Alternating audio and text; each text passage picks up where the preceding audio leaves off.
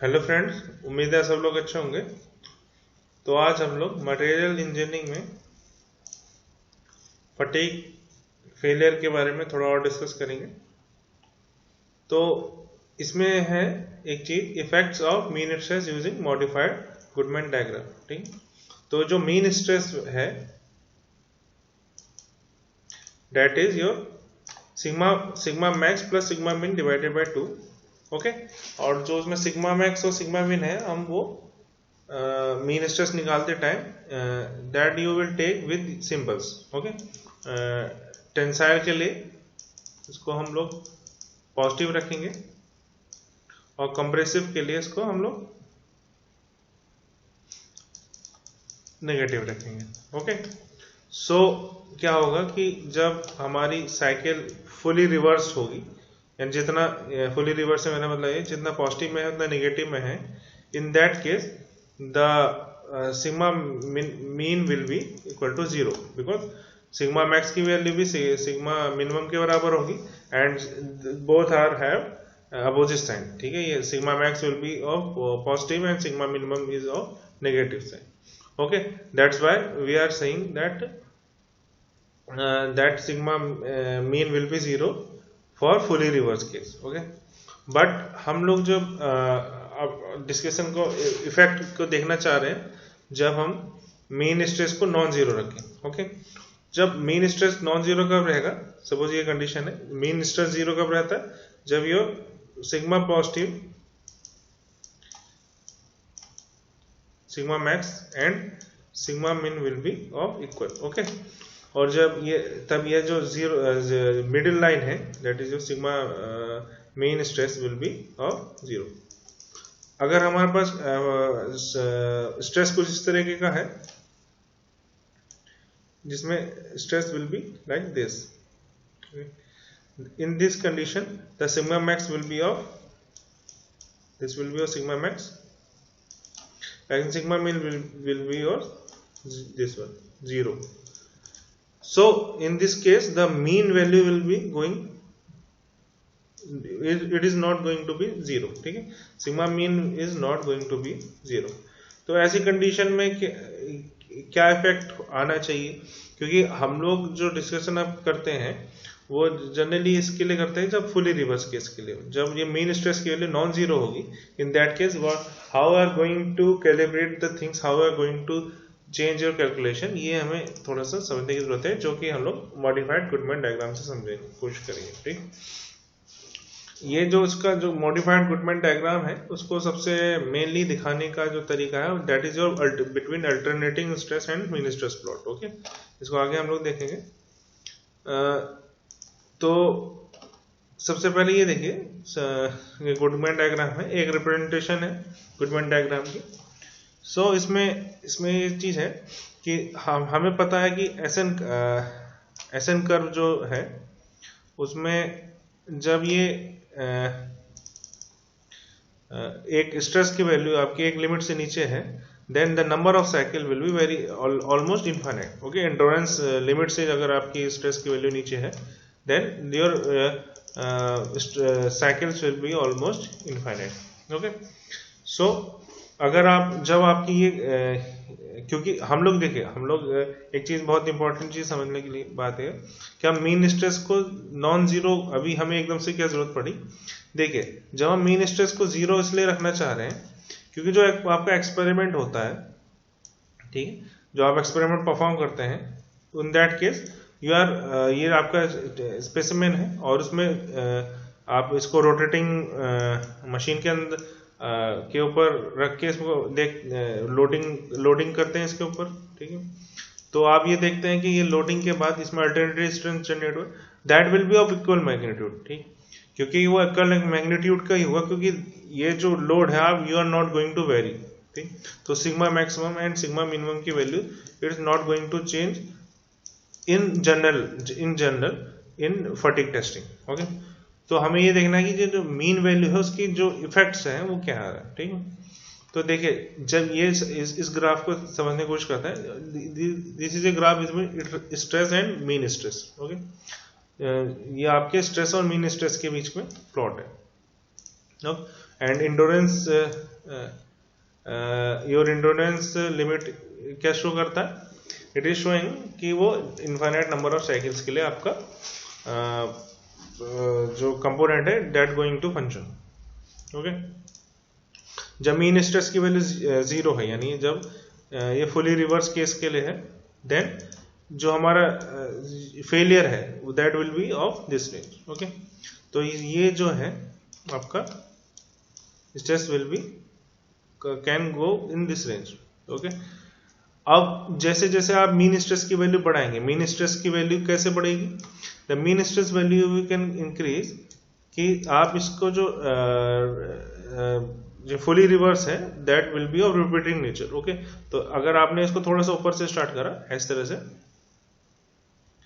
इस वाली कंडीशन में क्या है कि the mean stress will be going from not from zero, that is non zero. Okay, you are going to increase it. Okay, जैसे जैसे आप इसको इस तरफ ले जाएंगे that is going to increase in tensile side. Okay, tensile side में ज्यादा है, कंप्रेसिव साइड में हमारे पास कम है। तो हम जैसे जैसे इसको यहाँ पे बढ़ा रहे हैं तो ये ग्राफ जो दिख रहा है वो धीरे धीरे शिफ्ट होते चल रहा है। आपने ये कुछ बढ़ाया, फिर यहाँ पे कुछ बढ़ाया, इसके करस्पॉन्डिंग आपका ये जो ग्रीन जोन है that is showing you the safe limit. ये जो ग्रीन जोन है आपको ये सेफ लिमिट के अंदर शो करा है। इसमें क्या है कि अगर कोई किसी कंपोनेंट के अंदर ये स्ट्रेसेस जो है, ठीक है, वो इस लिमिट के अंदर है, इस ग्रीन जोन के अंदर है, सिग्मा मैक्सिमम सिग्मा मिनिमम की value, that is the component is going to experience infinite number of cycles. Okay, अगर ये ग्रीन जोन से बाहर है then it is going to fail due to fatigue. Okay, ये जो ऑरेंज पोर्शन है that is showing you failure due to fatigue. तो हमें क्या करना है, जब भी किसी कंपोनेंट को डिजाइन करते टाइम हमें एक चीज ख्याल करनी है कि जो भी स्ट्रेसेस में जनरेट हो that is coming inside this green portion only. Okay, and this line which is at 45 degree it is your mean stress line. देखिए ये प्लॉट है वैसे, क्योंकि ये जो है यहाँ पे ये मैक्सिमम है and this is your minimum. Okay, जो मीन है that is your average of maximum and minimum. At this point that is zero. जैसे जैसे आप इसमें टेंसाइल साइड में, यानी ये जो प्लॉट को अगर ऊपर की तरफ हम खिसकाते चले जाए that is more toward positive and less toward negative, then the graph is going to the mean stress value is going to increase, और उसके corresponding ये भी धीरे धीरे ये जो mean है that is going to, ये जो 45 डिग्री की जो लाइन है that is showing you mean value. Okay, between sigma maximum and sigma minimum. Okay. Another representation of this plot is this one, which is very famous and mostly you will find this plot in the books. It is a diagram between your alternating stress and mean range stress, यानी mean stress के बीच में आपके alternating stress और mean stress के बीच में plot है। तो ये सिग्मा ए एंड जो है sigma and A and sigma M के बीच में प्लॉट है। ओके, सो ये क्या कह रहा है, देखिए ये कह रहा है कि जो आपका अगर हम सिग्मा एन वाले उसमें अल्टीमेट स्ट्रेंथ को कंसिडर करें एंड अल्टरनेटिंग स्ट्रेस वाले केस में एंडोरेंस लिमिट को कंसिडर करें, तो द लाइन बिटवीन दिस, ये जो लाइन गई है इसको बोलते हैं modified Goodman line. Okay, this is showing you modified Goodman line. तो ये सबसे पहली बात, ये वाई एक्सिस पे क्या है हमारे पास अल्टरनेटिंग स्ट्रेस है that is showing you amplitude, and mid range this is your on x axis it is sigma mm, that is your mean stress. Okay, so ये जो SE है that is your endurance limit and SUT क्या है, it is your ultimate tensile strength of the material. Okay, so इसमें क्या है, देखिए suppose करिए आपके मीन स्ट्रेस इज 0, तो जो हमारा कंपोनेंट होगा वो प्रॉपरली एंडोरेंस लिमिट तक उसमें अल्टरनेटिव स्ट्रेंथ की वैल्यू यू कैन एक्सपीरियंस। तो ये जो रीजन है ये जो इसके अंडर आ रहा है, that is your safer region. और इसमें अगर कोई भी स्ट्रेस वैल्यू आ रही है, that is showing you almost infinite number of cycles के लिए, ठीक। और क्योंकि ये एक्स एक्सिस में आप क्या कर रहे हैं, मिड रेंज स्ट्रेस यानी मीन स्ट्रेस को आप इंक्रीज कर रहे हैं, ठीक है। तो आप ये बेसिकली ये चीज दिखा रहा है कि आप अगर 0 पे रखेंगे, उसके अलावा जो वैल्यूज होंगी मीन स्ट्रेस की, उसके करस्पॉन्डिंग आपके पास क्या स्ट्रेसेस हो सकते हैं ताकि वो सेफर कंडीशन में रहे, that is given in under this area, okay. This line which is joining SE to SUT, which is your endurance limit and ultimate strength limit, is your modified Goodman line. Okay, don't confuse with the Goodman line, because if you search the Goodman line, or it is going to same, okay, it is going, you will find that the thing is only same. It is not much different, that there is no much difference between Goodman line and modified Goodman line, because initially Goodman has proposed some other thing, and after some modification the modified Goodman line is here. And actually जो actual Goodman जो theory है, that is not used very much, so generally you will find modified Goodman line. Okay, आपको मतलब इसका मेरा कहने का मतलब ये है कि आपको गुडमैन और मॉडिफाइड गुडमैन में कंफ्यूज होने की जरूरत नहीं है, that is same for your course, okay. So this line is your modified Goodman line.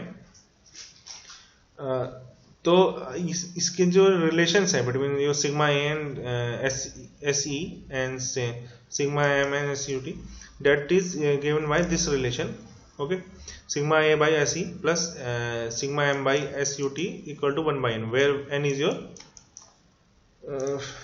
factor of safety,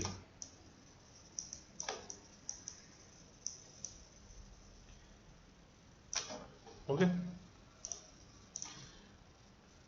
so अब एक चीज है ये, that is a very interesting plot between your alternating amplitude ratio and your mid range ratio, that is your SA divided by SE amplitude ratio, and between mean SM divided by SUT, okay।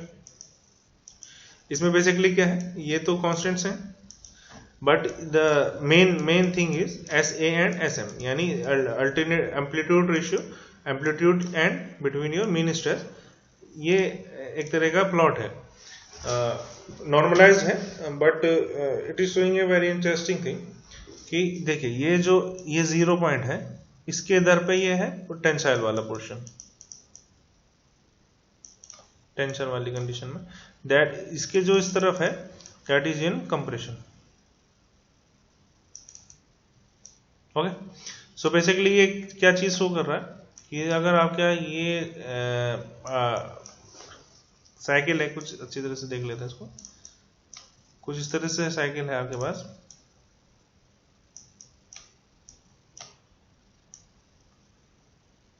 This is your fully reverse case. और अगर आप इसको जो है या तो दो तरीके से इसको वेरिएशन ला सकते हैं। In this case this is sigma m is equal to 0, okay, and now I am plotting a graph of sigma m equal to some positive, और दूसरी ये चीज हो सकती है कि आप इसको कंप्रेशन में ले जाएं, okay. So the mean value में B, in this case sigma m will be going from mid position, and that is positive, and this condition in this compression case the sigma m value is going to be from this mid portion, and that will be of negative type, okay। so बात ये है, main concern ये है इसमें, the ratio मतलब ये जो mean है that is on negative side, यानी कंप्रेशन वाली कंडीशन के लिए ये नेगेटिव नहीं रहेगा, but I am telling that this is compression only, okay, and this is your for tension, this is for tension and this is for compression. तो ये चीज है। अब ये जो जीरो की इस तरफ है that is showing you tension and this is showing you compression side, okay, that is below the mean stress is below the that is your compression side, and in this case the mean stress is on the positive side, okay. This point is showing the mean stress at the 0 point, sigma m equal to 0 point, okay. सो जैसे जैसे हम लोग ये क्या दिखा रहे हैं, जैसे जैसे आप मीन स्ट्रेस को कंप्रेशन वाली साइड, मतलब पॉजिटिव साइड, टेंशन वाली साइड में लेते जा रहे हैं, यानी इसको जो है जितना ज्यादा मीन स्ट्रेस वाले पॉइंट को, इस जो मीन है वैल्यू, उसको जितना ज्यादा ऊपर लेते जा रहे हैं, दैट उसके करस्पॉन्डिंग जो हमारा सिग्मा ए है that is going to be decrease, okay, and but in case of compression it is not the case, it is almost going to be constant, okay. तो ये जो प्लॉट है ये चीज ये दिखा रहा है कि जो आपके जो फटीग फेलियर है that is more about more severe in case of tension as compare to your compression, okay. ये ऐसा इसको थोड़ा सा इस तरह से समझ सकते हैं कि देखिए, जब हमारे पास हम किसी स्पेसिमेन में, सपोज करिए स्पेसिमेन है, इसमें अगर आप इस तरह से फोर्स लगा रहे हैं, ठीक है, और उसमें आप अल्टरनेटिंग फोर्स लगा रहे हैं, अल्टरनेटिंग फोर्स लगाने से इसमें एक बार टेंशन दे रहे हैं, दूसरी बार कंप्रेशन दे रहे हैं, टेंशन दे रहे हैं, कंप्रेशन दे रहे हैं, तो इस तरह से समझिए कि इसमें जो इसके बीच में एटम्स है that is not going to be इसमें सबसे पहले स्लिपिंग स्टार्ट होगी, ठीक है, इस तरह से धीरे धीरे माइक्रो क्रैक्स बनने स्टार्ट होंगे, ऐसे इस तरह से। अब क्या होगा कि जब आप इसमें टेंशन लगाएंगे then these cracks are going to be open, okay, but in case of compression क्या हो रहा है, ये जो क्रैक्स यहाँ पे जनरेट हो रहा है that is going to be close, okay.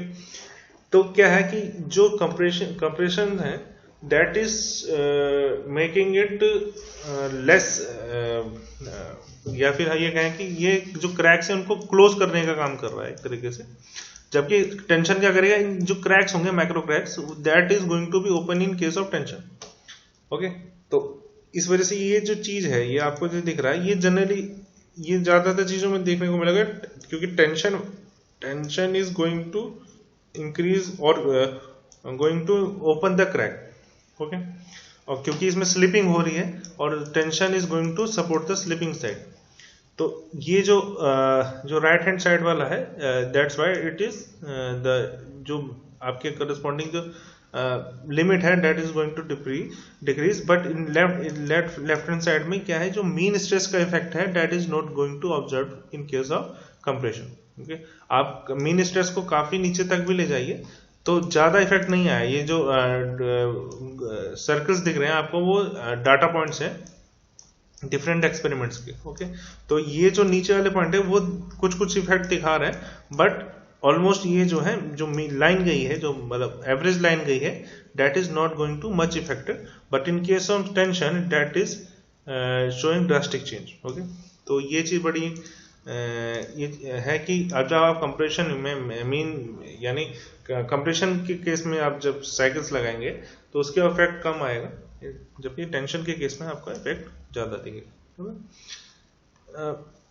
ये चीज एक चीज है। फटीग फ्रैक्चर को थोड़ा सा और समझ लेते हैं कि जो आपका जैसे सपोज करिए आपके पास कोई सरफेस है, इस पे सरफेस के ऊपर कोई क्रैक है, that is going to be some type of origin, okay.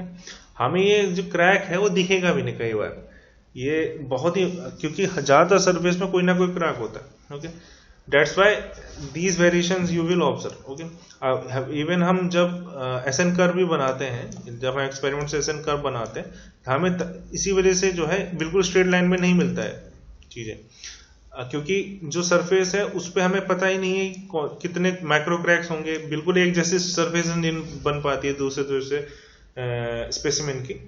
That's why you are not, इसकी वजह से ये जो है स्टैटिकल नेचर का होता है फटीग। अब क्या है, किसी सरफेसेस पे कोई ना कोई क्रैक्स होते हैं, ठीक है। अब ये क्रैक्स या फिर कई बार क्या है, स्पेशल हम कुछ कोई ना कोई शेप बनाते हैं ऐसा, जो कि एक तरीके से जो फटीक है उसके लिए फायदा करे, यानी इसका मतलब वो इनिशिएशन का ओरिजिन बन जाए, ठीक है।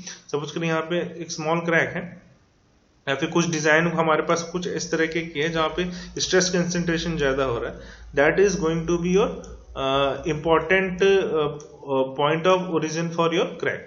ओके, कहीं पे शार्प कॉर्नर है, that is going to be origin for your crack, जहाँ स्ट्रेस ज्यादा हो रहा है। सो सपोज करिए हम ये मान है कि कोई क्रैक है, स्मूथ सरफेस है, उसमें माइक्रो क्रैक है, that is going to be origin for your fatigue fracture.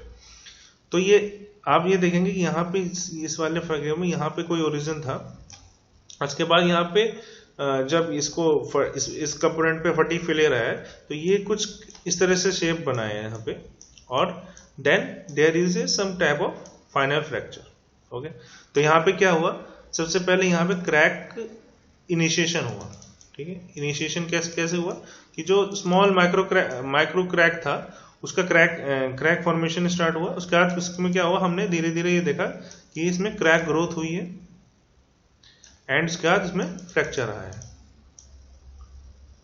ठीक है। अब ये कुछ इस तरह से है कि जब आप फटीग फेलियर की वजह से कोई सरफेस देखेंगे, then you will find this type of shape in the component. उसमें क्या होगा कि ये कुछ सर्कुलर टाइप के कैम शेल्स बोलते हैं इनको, ठीक है।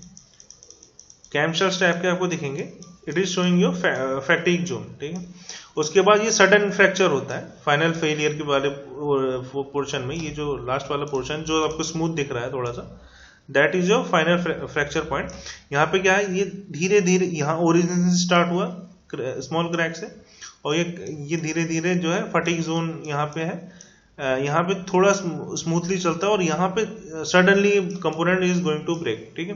That's why the surface is here is very smooth as compared to your this portion, okay, and this is the point of origin.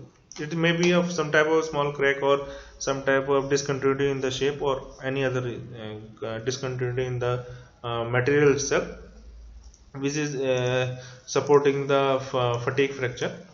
Okay, so this is how the fatigue fracture is going to take place. Okay, so I think today we are going to end this lecture, and these are the some of the references which I used to make this presentation, and thank you.